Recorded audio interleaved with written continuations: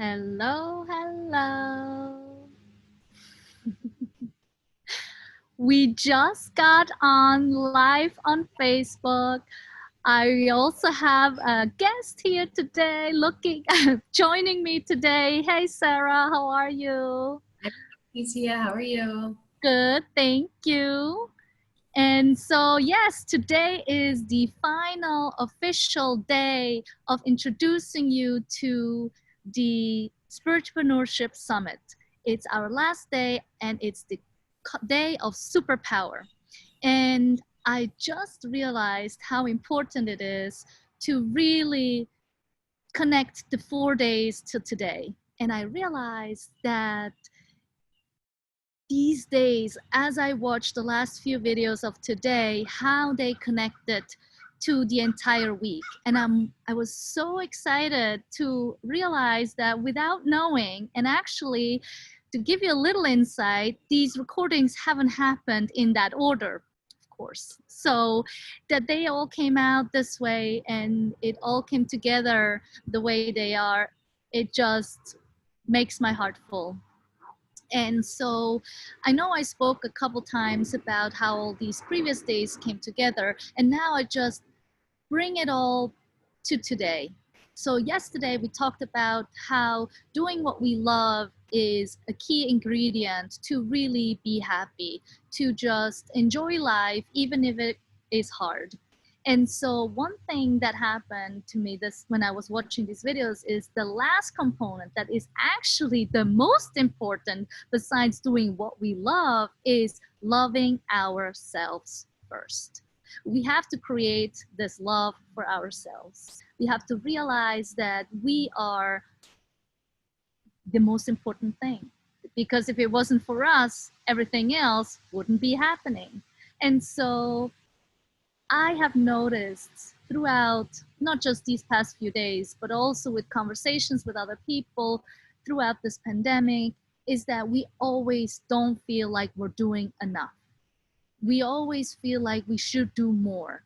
And it's actually funny because it's the expectations we have to ourselves. And it's not necessarily anybody else's. Yes, of course, some people might expect us to do the laundry or the dishes or our work at a certain time. But in the end, it's us who put these boundaries on. I was on a hike last Sunday and we had some friends with us.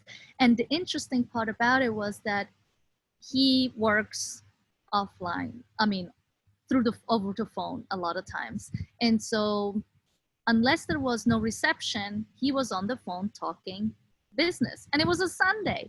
And the feedback that I got was, well, that's nowadays technology, it's taking a toll on us, and it's the issue of being accessible all the time. But in the end, it's us putting these boundaries on these tools that we have.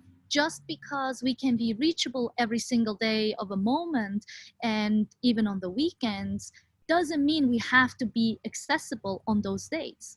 Yes, of course, maybe for my friend, that is part of his job description. But again, it's also up to us to put these boundaries on. And why I say it starts with us, because we have to be okay with these boundaries. We have to be okay to say no. And actually, I just had this conversation yesterday with my dear friend who also said I was so proud of myself to say no to certain things, to create more space for myself, to create more space in my head, in my surroundings, and be in the present moment and be more available. And the more we do that, the more we are able to say no, and not to say no because we don't want to. It's because we understand our limits. We understand that if we say yes to every single thing, it just becomes too much. So connecting to yesterday when I was saying the things that we need to do is the things that we love. And if we put a list up for the things that we want to do, that we enjoy doing, the list will be endless. We have lots of interest.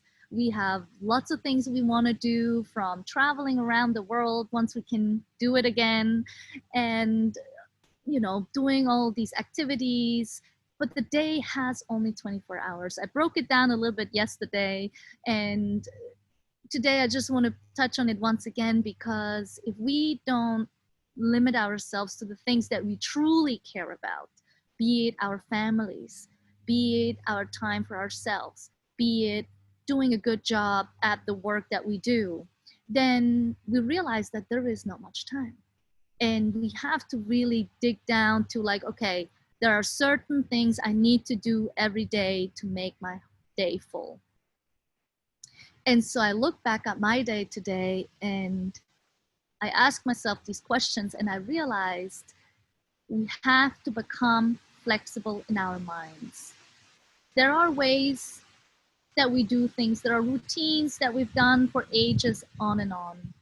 And if I look at this pandemic when it first started in March, what I had to do for myself is to take every single day as a new day. Every day, I had to, again, I had an idea, I had a routine, I thought it was great. Once I did it, twice I did it, I was like, no, not working, change it again.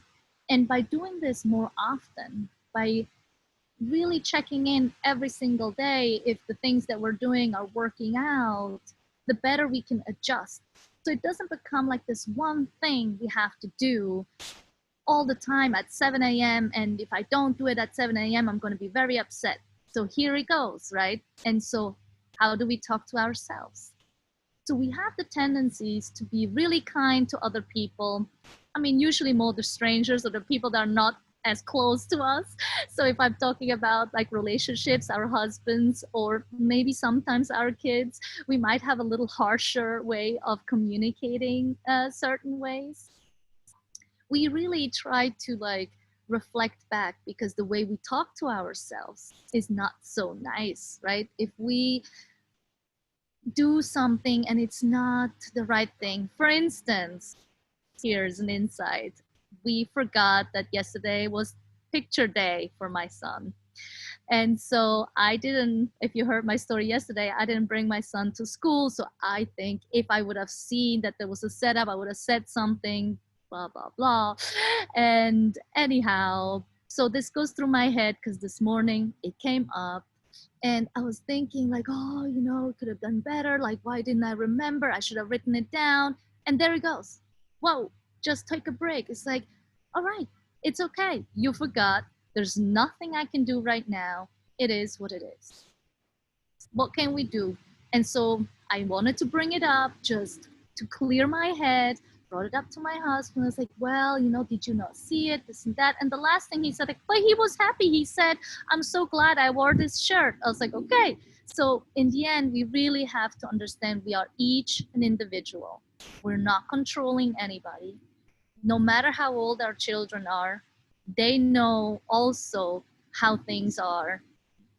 I mean, maybe not when they're 2 years old, but probably when they're like 4, 5 and on, they have a mind of their own and they have a way of their own. And we have to allow that space. And if we look at ourselves as this 5-year-old or 6-year-old or 20-year-old child, then we might create more space and tender and love for ourselves. So I realized that over these over this past year where I really dived into mindfulness, and tomorrow I actually will tell you my whole entire story, how I got to today where I am. And so if you want to tune in again tomorrow at 10 a.m., I will talk a little bit more in detail on how that goes. So whatever you've seen about these speakers, I will do for myself.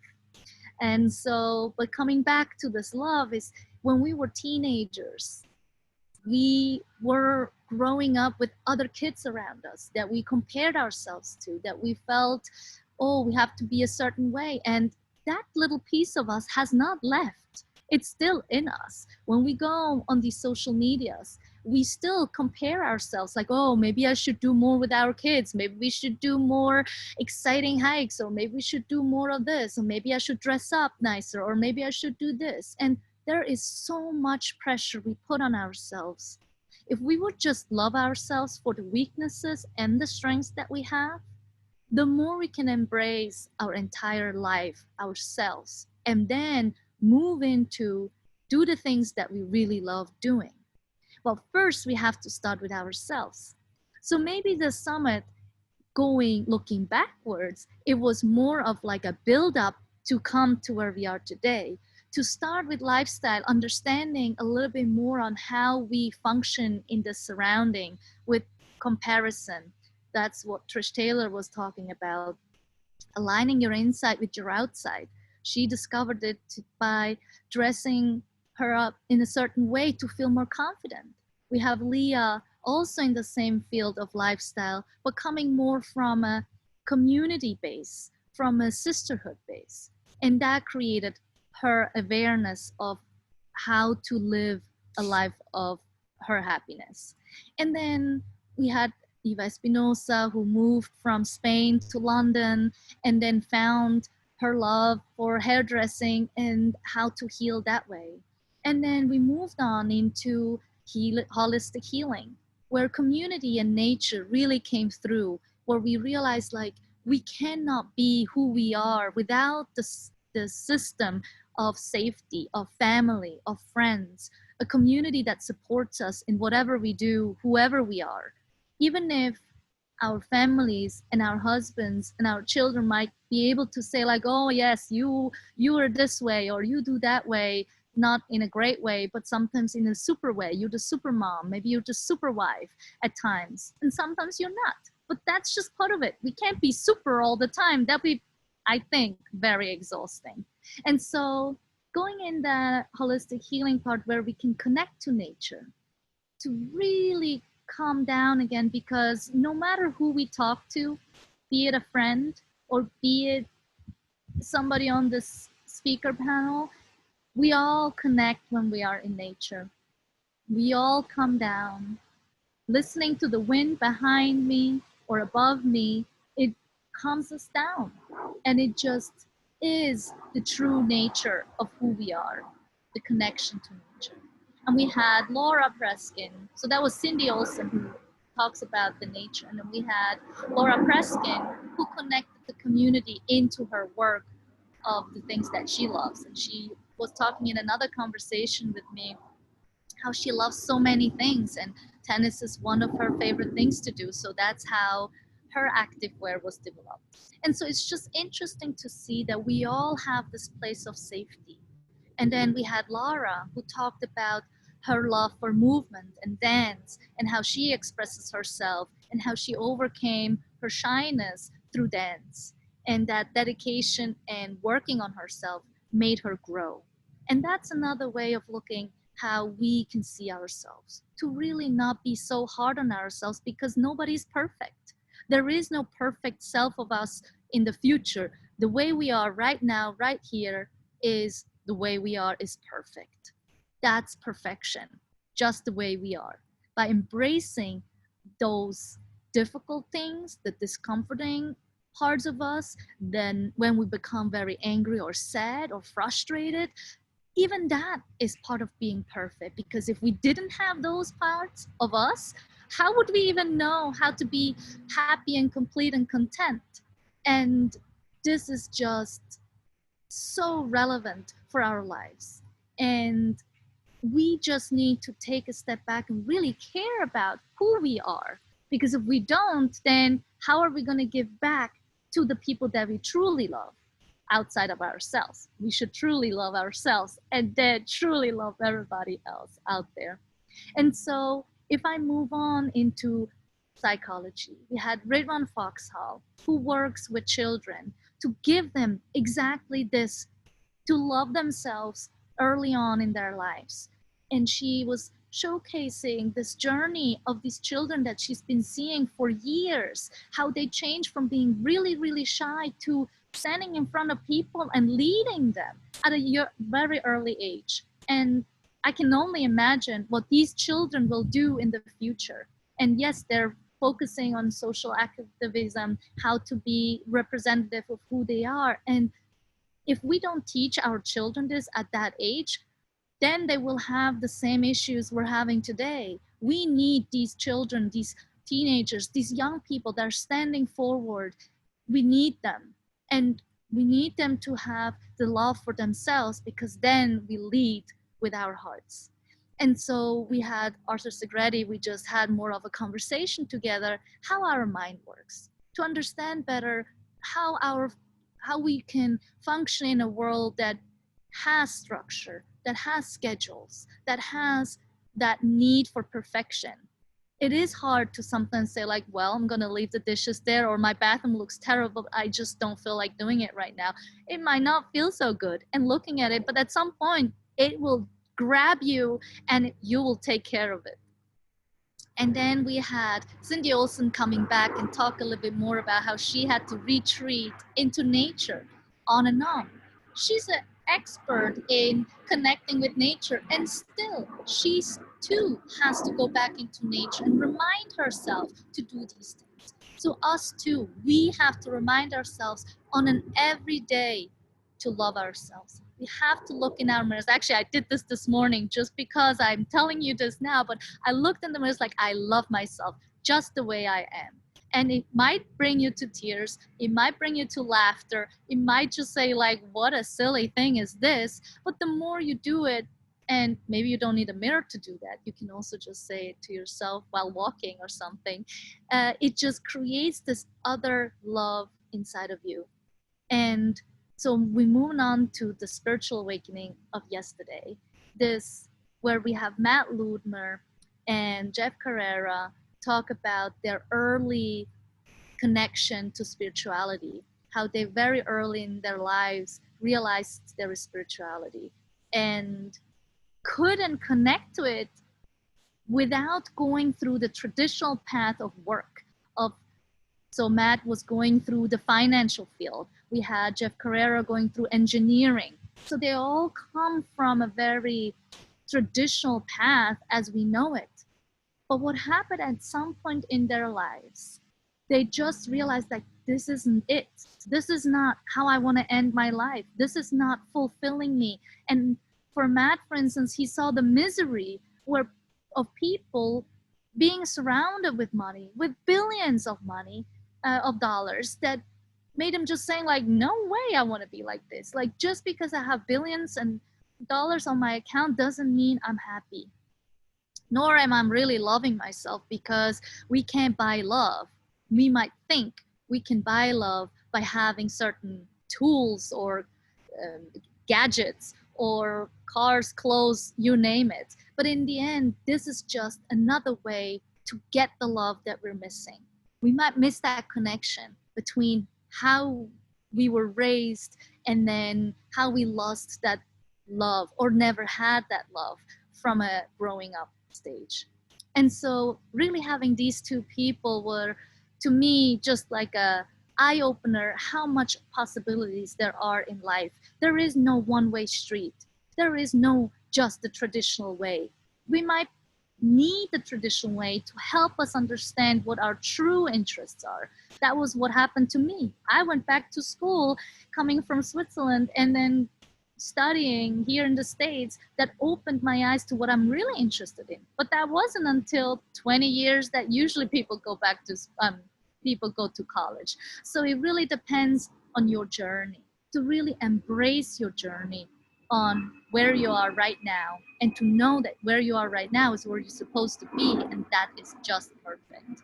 Which then leads me to our final day of superpower.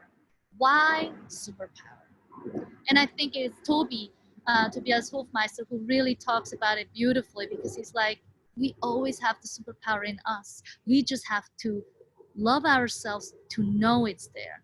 And it's really interesting because to me, the superpower is the love for ourselves. That's to me. You might think it's something different. And the way he described it, how he went through pain to discover what he really loves doing and how to embrace his past and noticing his tendencies back when and how that evolved into what he is today. Not to discard the maybe negative things in our lives, not to push away the things that were maybe harming us or were harming others. It's not about that. It's about understanding why we did those things. how did we did those things? And it's not to judge, you shouldn't have done this or so. It's more to just say, hey, listen, this is how it goes, And so we just want to make sure we look into ourselves, understanding it. It's not to always dwell on them and always feel like, oh, I have to do it that way, or like figuring it out, like who am I on the constant basis. This we don't have to do all the time. This is something we can just let it be. It is what it is. And just know what it is and understand it. That might take like 1, 2, 3 times, maybe a little longer. Depends on how you really, really care about it. But the only way we really love ourselves is by doing that. So I suggest to do that, either with a coach, as Matt was saying, or through journaling or meditation, to really get down to that. And talking about the negative things in our lives leads me to talk about Dedu, who is a dear friend of mine of 17 years, that by chance I shared with her that I'm doing the summit, and she said, like, this is amazing, I need to be on this. Or rather, I thought that is truly perfect, because she has embraced the superpower very early on, actually from when I met her. She always was in touch with her passion, with her love, and it must come from loving herself and knowing herself very well already early on, and to just always figure out a way to express the way she felt. And even also for her, it was through dance. It's actually one reason how we connected. And to see her journey, where she's going, she always had this certain movement in her. And talking about movement, also talking what Laura was talking about, movement is something that is human, because our blood is moving, the water in our bodies is moving, everything in our bodies are moving. Nothing stands still. Everything is constantly moving. If something stops moving, it's a problem. It's a problem. And so talking about this is just to let us know that nothing is permanent. Everything is moving. Our entire lives is moving. There's nothing in life whatsoever we can hold on to and keep it the way it is for the rest of our lives. It's impossible.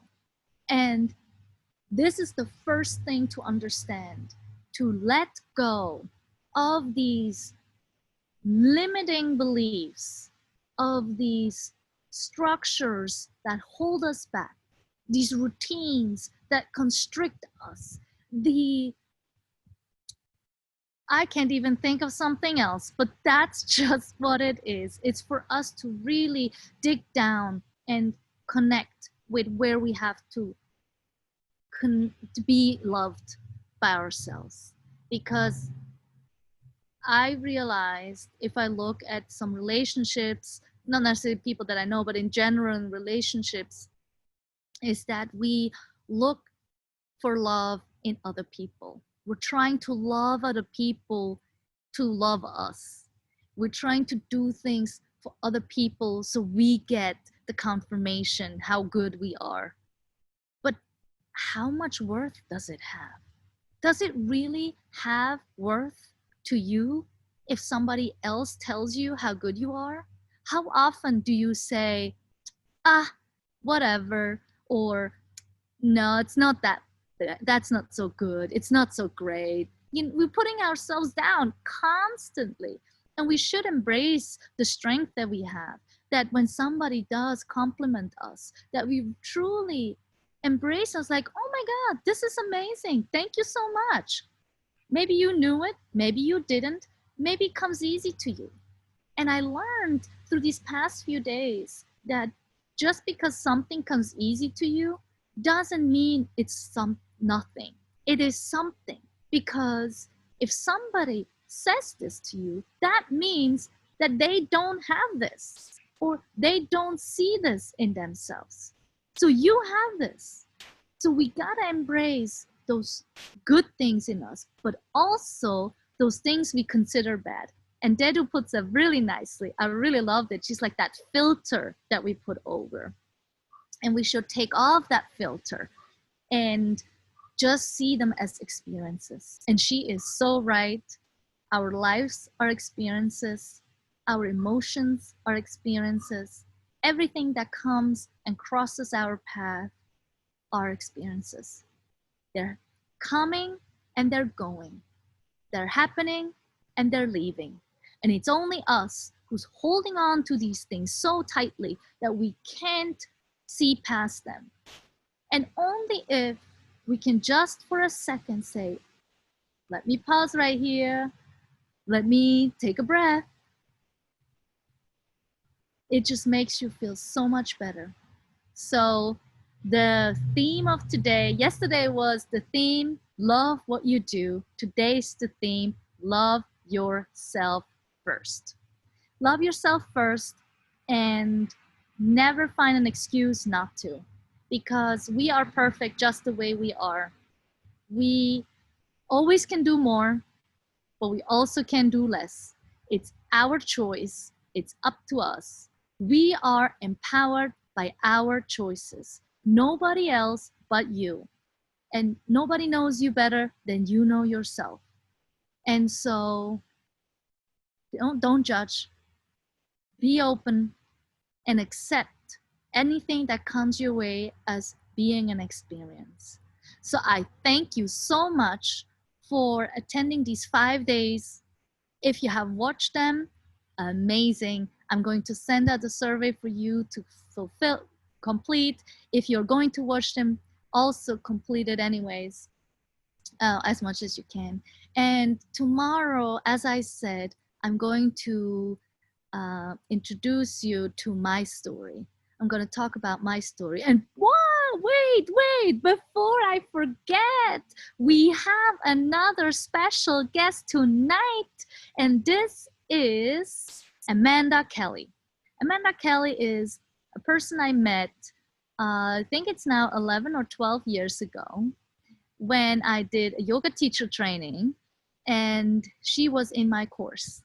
And I saw her doing her thing on Facebook before this pandemic, and I was so curious what she's doing.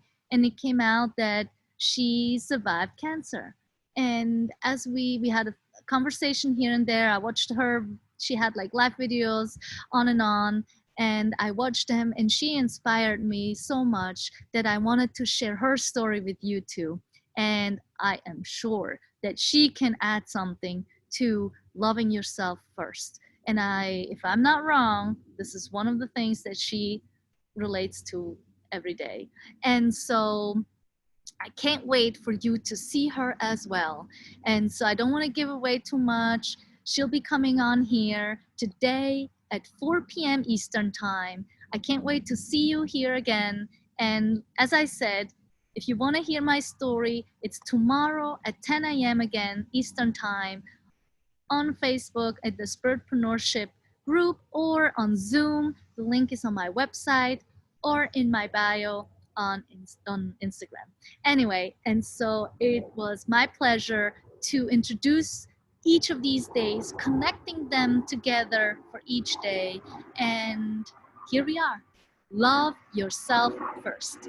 Thank you so much, and see you at 4 p.m. Bye.